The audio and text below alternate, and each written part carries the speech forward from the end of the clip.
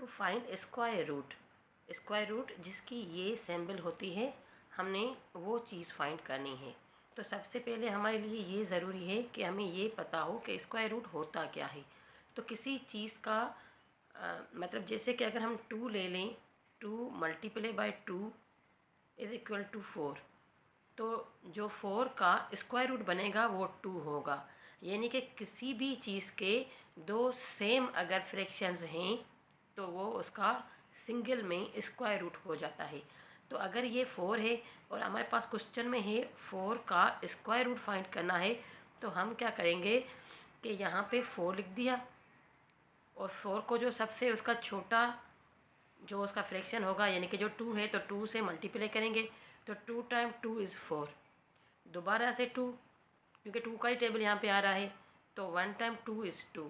तो हम देखेंगे कि ये एक पेयर बन गया, इसके फ्रैक्शंस का एक पेयर बन गया। जब ये पेयर बन जाता है तो हम उसको फाइनली एक बार लिखते हैं, यानी कि एक पेयर है 2 का। 2 बार 2 है तो दोनों को मिला के एक पेयर बन जाता है 2 का। तो ये जो पेयर है 2 का, मतलब 4 का स्क्वायर रूट जब पेयर हो गया है तो 4 का जिस चीज़ का वो पेयर बना है, यानी कि जो 2 का पेयर बना है, तो 4 का जो स्क्वायर रूट है वो होगा 2।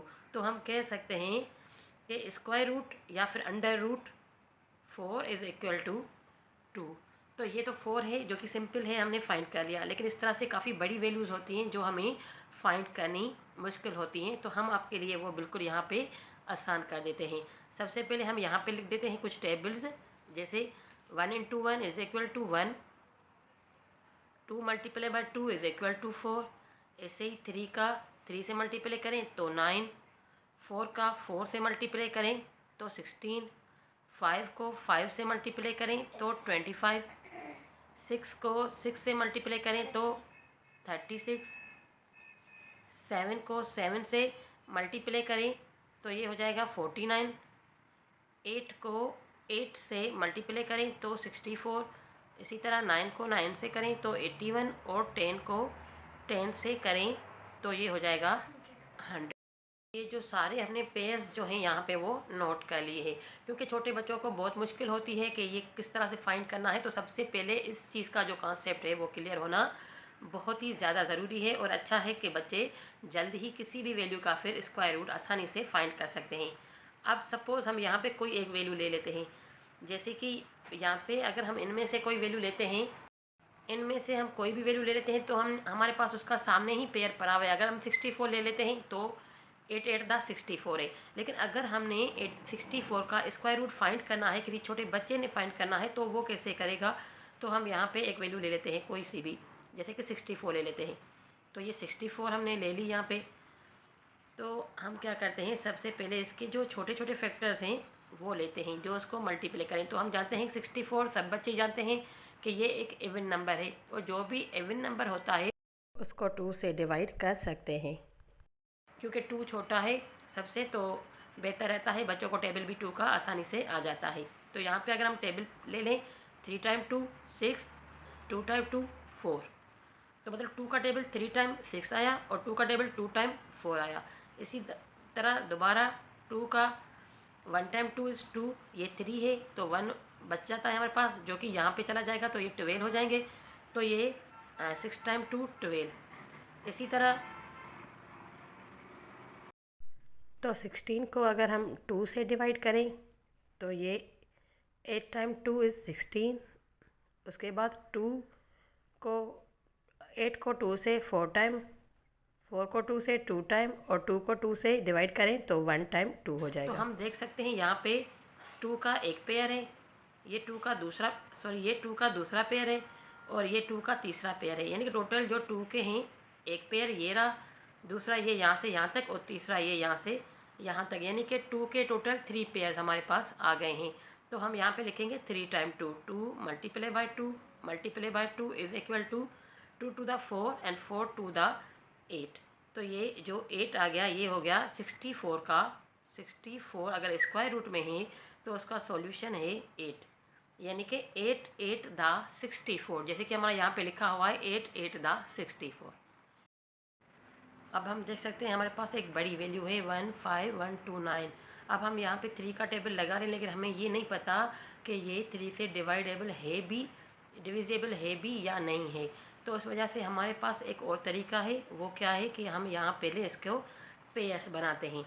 तो ये 29 मिलके एक पेयर बनता है, उसके बाद ये 51 एक और पेयर बनता है, उसके बाद जो 1 रहता है हम उसको ये इस तरह से अलग करते हैं। याद रहे पेयर हमेशा यूनिट से ही स्टार्ट होंगे। ये यूनिट 100 यूनिट 10 100 तो 1000 और 10,000 की वैल्यूज़ हैं। तो यहाँ पे हम जो वंस की जगह पे या जो यूनिट्स की जगह पे जो वैल्यू होती है पेयर हम वहीं से स्टार्ट करते हैं। तो ये बिल्कुल ही आसान तरीका है और बड़े क्वेश्चंस को हम यहाँ पे आसानी से सॉल्व कर सकते हैं।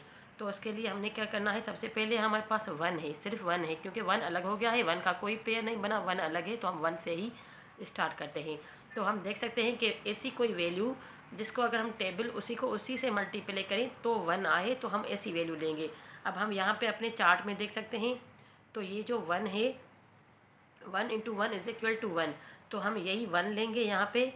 तो हम इसको 1 को यहाँ पे 2 बार लिखेंगे, यानी कि 1 को 1 से मल्टीप्लाई किया तो 1 आ गया, और 1 को प्लस किया यानी कि दोनों को ऐड किया आपस में तो हमारे पास 2 आया। हम यहाँ पे 2 थोड़ा आगे करके लिखेंगे क्योंकि यहाँ पे हमें नेक्स्ट जो दूसरा कोई टेबल होगा वो लगाने के लिए स्पेस रखना होगा।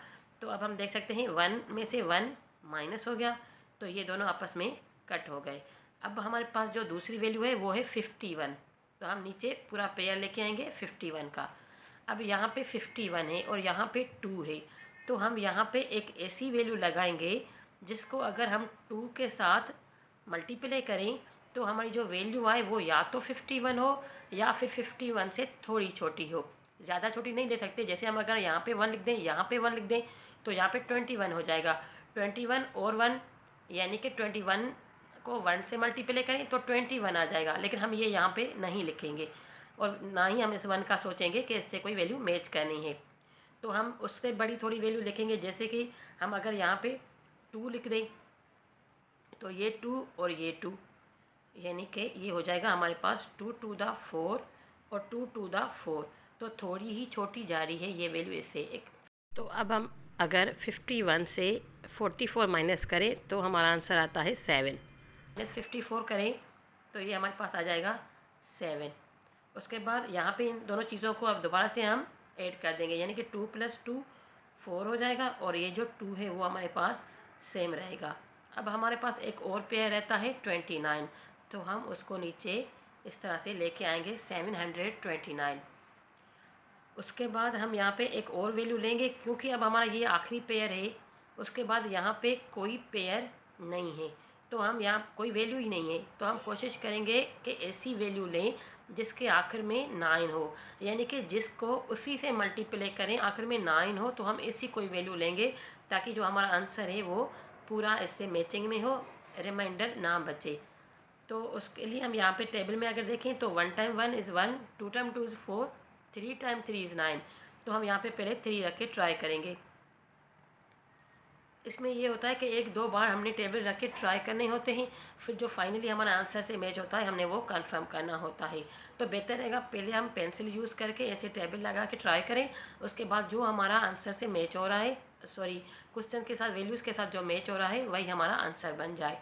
तो 3 × 3 = 9, 3 × 4 = 12 का 2 यहाँ पे रखेंगे और जो 1 है वो कैरिंग रहेगा। 3 × 2 = 6 + 1 7 हो जाएगा।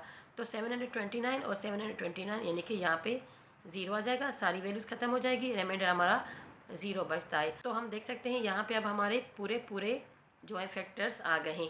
पहले हमने 1 का टेबल लगाया था, उसके बाद 2 का, उसके बाद 3 का, 1 का, 2 का और 3 का।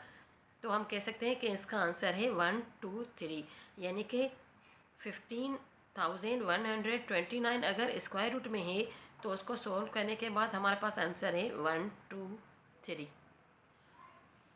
तो यहाँ पे हमने सिर्फ प्लस करने हैं, लेकिन यहाँ पे आने वाला कोई भी आंसर हमारा आंसर नहीं है।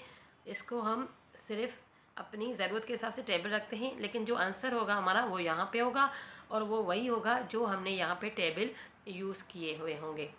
तो अगर कोई क्वेश्चन ऐसा है जिसका पूरा स्क्वायर रूट नहीं आ रहा है, पॉइंट में आंसर आ रहे हैं, तो वो क्वेश्चन भी हम इस तरह से सॉल्व कर सकते हैं। इंशाल्लाह हम अगली वीडियो में उस चीज़ को भी ज़रूर क्लियर कर देंगे। Thanks for watching. Please subscribe my channel and keep watching.